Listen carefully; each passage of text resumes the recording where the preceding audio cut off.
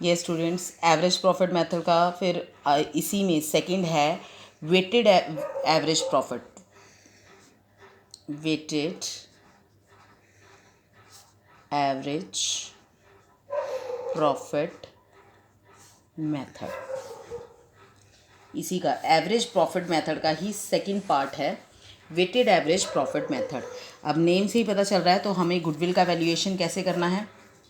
Goodwill is equal to weighted average profit, weighted average profit into numbers of years purchased as usual.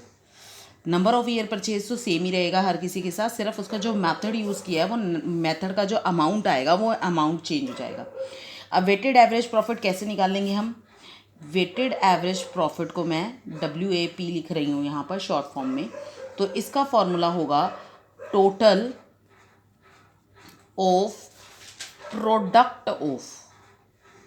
Product of profits divide by total of weights.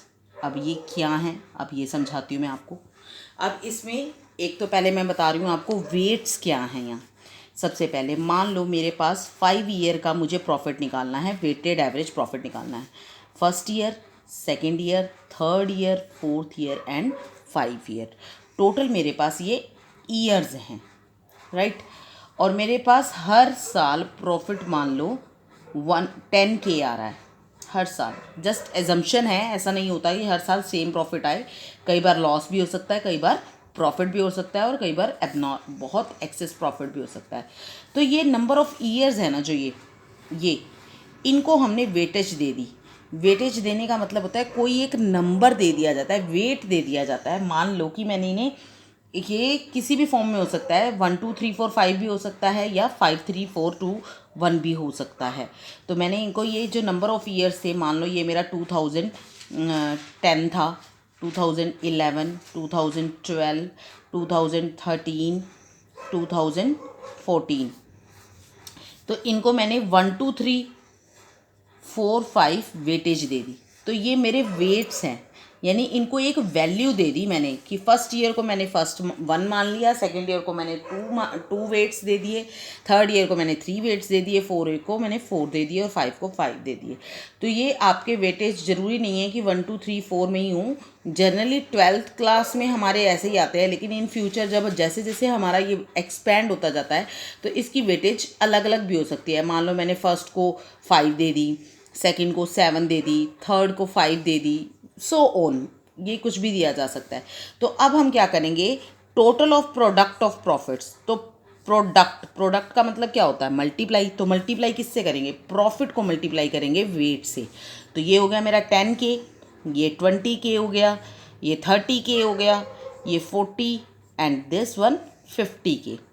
तो total मेरे पास यहाँ पर कितना हो गया, 5 और 4 9, 9 और 3 12, 12 और 2 14, 14 और 1 15 के 150K, यानी 1,50,000।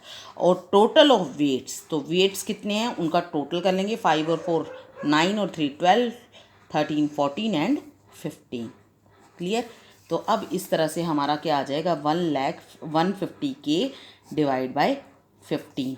तो हमारा एवरेज क्या आ जाएगा, वेटेड एवरेज प्रॉफिट क्या आ जाएगा हमारा, 10K एज इट इज़। ये सिर्फ एग्जांपल के लिए दिया है, लेकिन इतना इजी कभी आएगा नहीं आपको।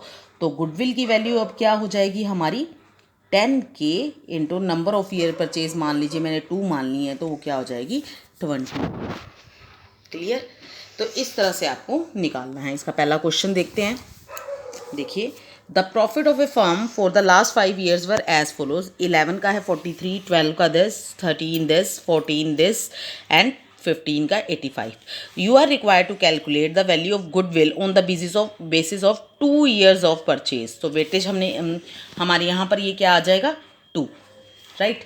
उसके बाद उन्होंने कहा है कि आपको निकालना कैसे है, वेटेड एवरेज प्रॉफिट से।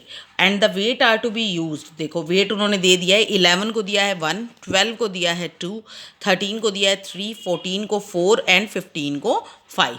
तो हमने क्या करना है, पहले यहाँ पर लिख लेने हैं ईयर्स।